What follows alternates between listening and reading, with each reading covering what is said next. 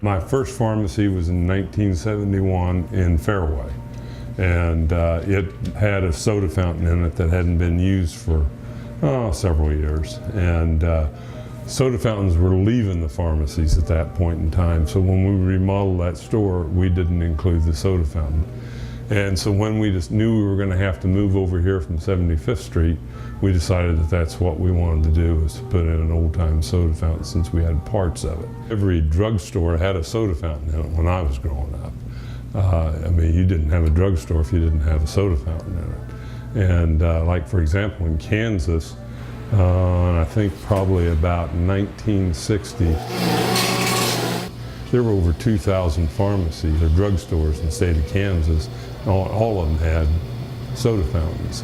Now, there are probably less than 20 soda fountains in the entire state. So ours was the first one that had been constructed in eons. We had a hard time finding someone to build it.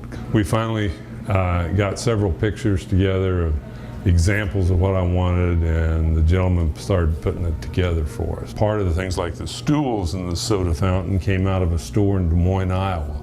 They're 110 years old. They were there was a pharmacy down by the state capitol there. We have some banana boats that you put banana splits in that came out of that same store, and they're roughly 110 years old.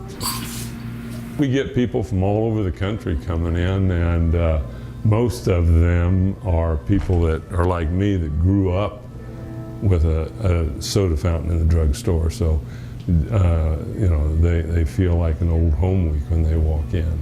Our pharmacy is quite different from most because we're primarily a compounding pharmacy. So we do compoundings for humans, and we do a lot of veterinary compounding.